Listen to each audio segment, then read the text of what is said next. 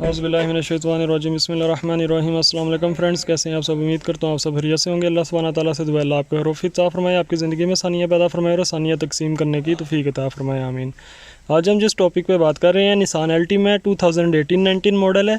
इस व्हीकल में जो प्रॉब्लम आ रहा है, इसका गेयर लीवर स्टक हो गया है। इससे कबल भी मैंने एक गाड़ी का गेयर लीवर का प्रॉब्लम सॉल्व किया था। आज ये एक और गाड़ी आई है, उसी कस्टमर ने अपने किसी दोस्त को मेरे पास भेजने के लिए प्रेफर किया था, क्योंकि ऑलरेडी मार्केट के अंदर कस्टमर काफ़ी जगह घूमता है, मगर कोई आदमी को इसका फॉल्ट डायग्नोज नहीं हो पा रहा था। क्योंकि स्कैनर जब आप लगाते हैं तो स्कैनर के अंदर किसी किस्म का कोई डीटीसी भी नहीं आता है और समझना भी मुश्किल हो जाता है कि फ़ॉल्ट किस जगह पे है। ये अल्लाह पाक का फजल और उसका एहसान होता है कि वो आपसे अच्छे अमल ले लेते हैं, वरना इंसान में इतनी बात कहाँ। ये इस गाड़ी का रिमोट है। मैं इग्निशन ऑन करके गाड़ी स्टार्ट करता हूँ और आपको चेक कराता हूँ। आप देख सकते हैं गाड़ी हमारी स्टार्ट हो गई है। किसी किस्म की कोई चेक लाइट नहीं लुमिनेट कर रही है। ये इस गाड़ी का लीवर है। आप देखें नीचे जैसे ही मैं ब्रेक का पैडल प्रेस करता हूँ, ये इधर स्टक है। ये देखें, ये इस तरीके गाड़ी रास्ते में स्टक हो गई थी। कस्टमर ने फिर कॉल की थी, मैंने उसे बताया था तरीका। कोई भी गाड़ी है, उसका जो ऑटोमेटिक गियर का लीवर है, अगर वो स्टक हो जाए, चाहे वो टोयोटा है, निसान है, कोई भी ऑटोमेटिक ट्रांसमिशन है, इधर आप देख सकते हैं एक छोटा सा लॉक दिया जाता है।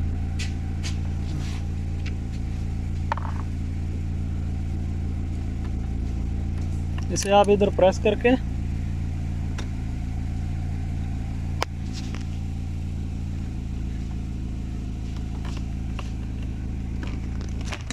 देखें, शिफ्ट कर सकते हैं। और अब ये देखें, आप इधर एन में आ गया। अगर मैं इसे फिर पी पे लेके जाऊंगा तो ये लॉक हो जाएगा। अभी आप देख सकते हैं बिल्कुल प्रॉपर काम कर रहा है। या मैं पी पे शिफ्ट करने लगा हूँ, ये देखें पी पे आ गया। अब इसको जितना मर्जी ब्रेक को प्रेस करें, गाड़ी पी में आ गई है और ये स्टक हो गया। ये देखें, दोबारा इधर से पिन प्रेस करके इसका लॉक रिलीज़ करेंगे तो ये ओपन हो जाएगा। ये आप देख सकते हैं, अगर मैं इधर प्रेस करता हूँ इसे, ये डाउन भी जाएगा। ये देखें, ये जैसे ही आप लॉक प्रेस करेंगे नीचे, ये रिलीज़ हो जाएगा। अब इसका सारे कवर वगैरह ओपन करते हैं और फिर इंशाल्लाह मैं आपको दिखाता हूँ इसका फॉल्ट किस जगह पे आता है। इसके नीचे दो स्विच भी आते हैं ब्रेक के अंदर, एक इसका ब्रेक के लिए और इसके लीवर को ऑपरेट कराने के लिए आता है, और दूसरा जो आता है इसका क्रूज़ का सिस्टम ऑपरेट कराने के लिए आता है। अब चेक करते हैं इसे स्टेप बाय स्टेप और इंशाल्लाह इस फॉल्ट को क्लियर करते हैं। गाड़ी 2018-19 मॉडल है, ये आप देख सकते हैं 2019 मॉडल आती है। सारा इंटीरियर वगैरह इसका ओपन करते हैं और फिर इंशाल्लाह वीडियो आगे कंटिन्यू करते हैं। और फिर मैं इसका फॉल्ट आपको स्कैनर पे भी चेक कराऊंगा। एक्चुएशन टेस्ट में भी ये कुछ फॉल्ट नहीं रिलीज़ करता है, इसे step by step manually check करना पड़ता है। जी फ्रेंड, जैसा कि आप देख सकते हैं, मैंने आपको पहले चेक करवाया था, हमारा ये गियर लीवर जो है शिफ्ट नहीं कर रहा था। जैसे ही हम इग्निशन ऑन करते हैं और हमारी गाड़ी पी पोजीशन में होती है और हम ब्रेक का पैडल प्रेस करते हैं, तो हमारा ये सोलोनाइट काम करने लग पड़ता है। ये सोलोनाइट जब इसे रिलीज़ करेगा इस तरीके, तो फिर आपका ये लीवर शिफ्ट होता है आर में, डी में, एन में, एल पे, सब जगह पे फिर ये शिफ्ट करना स्टार्ट करता है। तो ये फिल वक्त हमारा स्टक हुआ है। इसमें जो ज़्यादातर कॉमन फेलियर आता है, इस लीवर के अंदर प्रॉब्लम आता है। इसके अंदर इस तरह का एक स्विच लगा होता है, ज़्यादातर उसका फॉल्ट आता है। तो इस वजह से मैंने ये खोला है। अब मैं आपको ये चेक करवाता हूँ। अगर तो आप इसको स्कैनर के ऊपर भी चेक करेंगे तो स्कैनर के अंदर आपको ये किसी किस्म का कोई डीटीसी भी नहीं देगा और प्रॉब्लम उधर से आप इसको सॉर्ट आउट भी नहीं कर पाएंगे। क्योंकि अगर आप उसका एक्चुएशन टेस्ट में भी जाएंगे तो एक्चुएशन टेस्ट के अंदर ये लीवर ऑपरेट नहीं करेगा। उसकी वजह ये होती है कि इसके सारे कनेक्शन BCM से आते हैं। जो इसका करंट होता है, आप जैसे ही ब्रेक का पैडल इधर प्रेस करते हैं तो इधर आपका ये ग्रीन कलर की जो वायर होती है, इसके अंदर आपके 12 वोल्ट आ जाते हैं ब्रेक का पैडल प्रेस करने पे। और इसका जो ग्राउंड होता है वो BCM से आ रहा होता है ऑलवेज, हर टाइम, मतलब उसका ग्राउंड आ रहा होता है। और इसके ग्राउंड के अंदर उन्होंने इस तरह का एक सीरीज़ के अंदर स्विच लगाया होता है। और क्योंकि BCM उसको आउट निकाल रहा होता है ग्राउंड को, तो BCM को तो कंफर्म होता है कि आगे आपका लीवर काम करेगा, मगर वो करंट आगे से बाईपास होके सोलोनाइट में नहीं पहुंच पाता है, जिस वजह से आपका ये लीवर स्टक रहता है।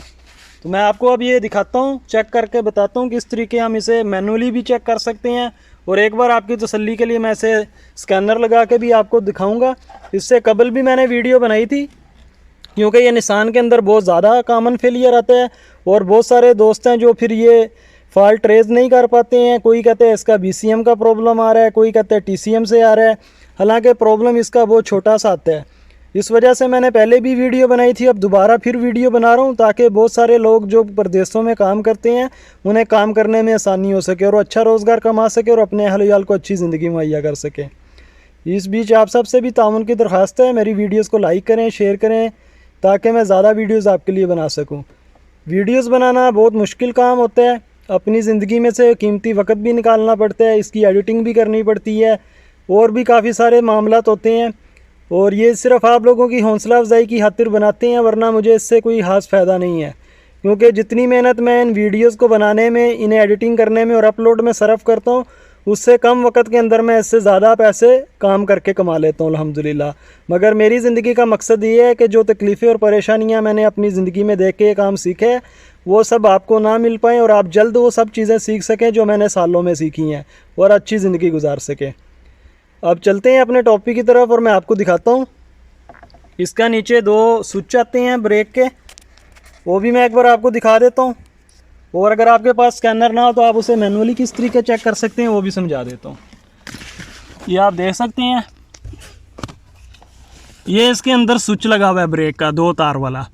जो आपका सबसे पहले नंबर पे स्विच होता है नीचे से ब्लैक कलर का मोटा वाला, वो हमेशा आपकी ब्रेक लाइट, आपका ये जो ब्रेक प्रेस करने के ऊपर सोलोनाइड काम करता है उसके लिए यूज़ किया जाता है। जो उससे ऊपर होता है वो थोड़ा कदरे छोटा होता है इससे स्विच, वो आपका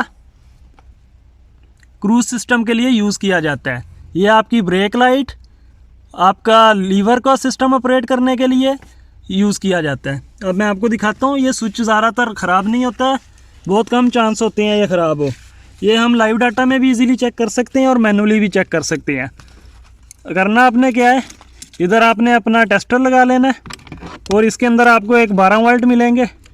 ये आप देख सकते हैं हमारा टेस्टर ग्लो कर रहा है LED, और इसको दूसरे को आप अगर इधर लगाएंगे तो ब्रेक का पैडल प्रेस करने पे आपको आउटपुट मिलेगा। आप देख सकते हैं फिल वक्त हमारा टेस्टर अभी ग्लो नहीं कर रहा है, जैसे मैं पैडल प्रेस करता हूँ आप देख सकते हैं वो ग्लो करता है, मतलब हमारा ये ब्रेक का पैडल का स्विच बिल्कुल ठीक है। और दूसरा का सिस्टम जो होता है वो उससे अपोजिट काम करता है। जब तक आप वो पैडल प्रेस नहीं करते हैं इसमें करंट आता रहता है, मगर उसमें इग्निशन का करंट होता है, और जैसे ही आप पैडल प्रेस करते हैं वो करंट गायब हो जाता है, मतलब दोनों तारों में से एक तार में करंट गायब हो जाता है। इस तरीके क्रूज़ का सिस्टम ऑपरेट करता है।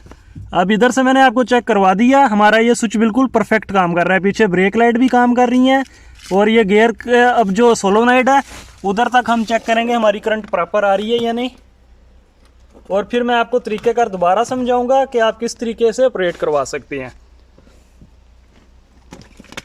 ये टेस्टर मैं इधर ग्राउंड पे लगाता हूँ। आप देख सकते हैं ये सोलोनाइड के अंदर 2 तारें आती हैं। जो ये रेड कलर की तार है, जैसे ही आप अपना ब्रेक का पैडल प्रेस करते हैं इसके अंदर आपके ब्रेक के 12 वोल्ट आते हैं। और ये दूसरी जो ग्रीन कलर की तार है आप ये देख सकते हैं, ये 2 तारें बन जाती हैं, ये सीरीज़ में जाती हैं।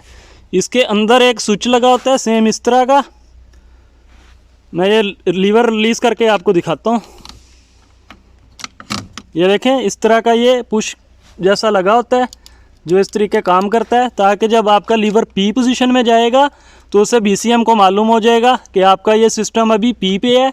तो फिर जब आप ब्रेक का पैडल प्रेस करेंगे तो ये सोलोनाइड काम करेगा, हर टाइम वो काम नहीं करेगा, सिर्फ जस्ट जब आप P के अंदर शिफ्ट करते हैं तो फिर उसको मालूम होता है इसकी पोजीशन से, इससे मालूम होता है कि आपका गियर इस टाइम P पोजीशन में है, तो उसको ग्राउंड को जो है फिर निकालता है।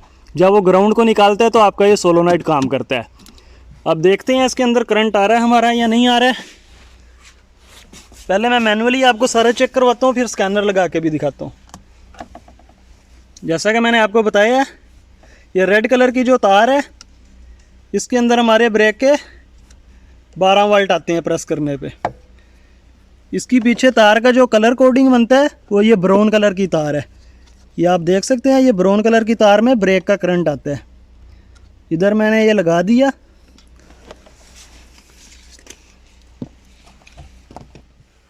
इधर स्विच से मैंने आपको बताया जैसे ही हम पैडल प्रेस करते हैं इधर से हमारा डायरेक्ट जो सिग्नल है हमारे BCM में जाता है। एक वायर इसकी जाती है पीछे ब्रेक लाइट में और एक इसकी वायर जाती है सीधी BCM में। BCM से इसका ऑपरेटिंग सिस्टम तब ऑन होता है जब आपका इग्निशन ऑन होता है। मैं आपको दिखाता हूँ। अभी आप देख सकते हैं हमारा इग्निशन स्विच ऑफ है और अगर मैं इधर इसकी वायर के ऊपर, जैसा कि मैंने आपको बताया, ये रेड कलर की जो वायर है ये इसका ब्रेक प्रेस करने पे इग्निशन ऑन करेंगे तो फिर आपको 12 वोल्ट ब्रेक प्रेस करने पे मिलेगा, क्योंकि ये BCM से आता है सिग्नल। इसकी जो पीछे कलर कोडिंग है वायर की, ये आप देख सकते हैं ब्राउन कलर है। ये ब्राउन कलर के अंदर इग्निशन का स्विच ऑन करने के बाद ब्रेक का पैडल जब आप प्रेस करते हैं तो हमारे 12 वोल्ट आते हैं।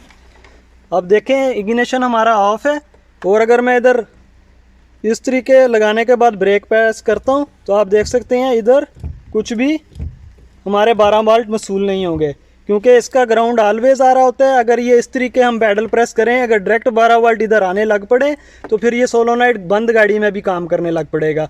और कोई गाड़ी अगर ये सोलोनाइट काम करेगा तो इग्निशन स्विच ऑन किए बगैर कोई भी बंदा इसका लीवर रिलीज़ कर सकता है। और इस तरह अगर गाड़ी रिलीज़ हो जाए तो आपकी गाड़ी पार्किंग से न्यूट्रल में आएगी तो गाड़ी एक्सीडेंट होने का खदशा होता है। इस वजह से ये इग्निशन ऑन करने के बाद आपके 12 वोल्ट आते हैं। अब मैं आपको दिखाता हूँ। उधर स्विच में हमारा डायरेक्ट आउटपुट नहीं कर रहा था, जैसे मैं इधर से अब इग्निशन ऑन की है आप देखें, और अब मैं ब्रेक का पैडल प्रेस करूँगा तो इधर हमारे 12 वोल्ट आने लग पड़ेंगे। आप देख सकते हैं अभी टेस्टर ग्लो नहीं कर रहा है और ये देखें अब इधर हमारा करंट आने लग पड़ा है। ये करंट आने लग पड़ा है मगर ये सोलोनाइट काम नहीं कर रहा है। आप देख सकते हैं इधर हमारा करंट आ रहा है।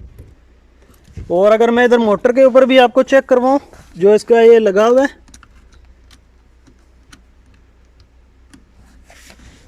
ये देखें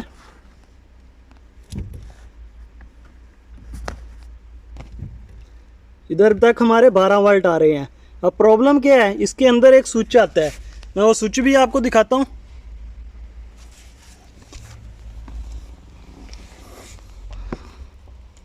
ये आप देख सकते हैं ये वो हमारा स्विच लगा हुआ है। जब हमारा ये लीवर P के ऊपर आता है तो ये आप देख सकते हैं इसकी ये जो पिन है ये इस तरीके प्रेस हो जाती है साथ, ये देखें ये इस तरीके आगे प्रेस हो जाती है। जब ये प्रेस हो जाती है तो ये ग्राउंड रिलीज़ करती है। फिर आप इग्निशन ऑन करने के बाद जब ब्रेक का पैडल प्रेस करते हैं तो फिर आपका लीवर का सोलोनाइट काम करना स्टार्ट कर देता है।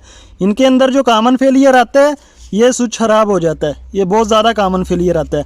मैं स्विच बाहर निकालता हूँ, ये देखें इधर से मैंने इसे बाहर निकाल दिया। अब खोल के मैं इसे बाहर निकाल के आपको चेक करवाता हूँ डायरेक्ट करके। ये देखें ये इधर से पीछे से BCM से एक तार आ रही है, इधर आके उन्होंने इसे सीरीज़ में कपलर के अंदर किया है और इस स्विच की मदद से ये काम कर रहा है। अब जैसे ही मैं इस तार को छील के आपस में जॉइंट करूँगा हमारा ये सोलोनाइट बिल्कुल परफेक्ट काम करने लग पड़ेगा। ये स्विच बाईपास करने का सिर्फ ये नुकसान है कि आपका फिर जो है ना इग्निशन ऑन करने के बाद आप कभी भी ब्रेक प्रेस करेंगे तो ये सोलोनाइट ऑलवेज काम करेगा। अगर तो ये बिल्कुल प्रॉपर कंपनी के रूल के मुताबिक आप इसका ये स्विच रिप्लेस करेंगे तो फिर जब आपका गियर का लीवर सिर्फ P पोजीशन में होगा तो सिर्फ तभी ये ऑपरेट करेगा।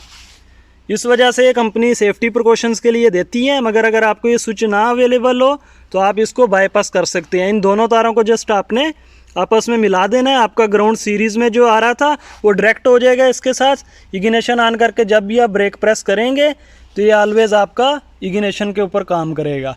इसका कोई नुकसान नहीं है, सिर्फ आपको ये फॉल्ट डायग्नोस करने का तरीका समझाने के लिए मैंने वीडियो दोबारा बनाई है। अब मैं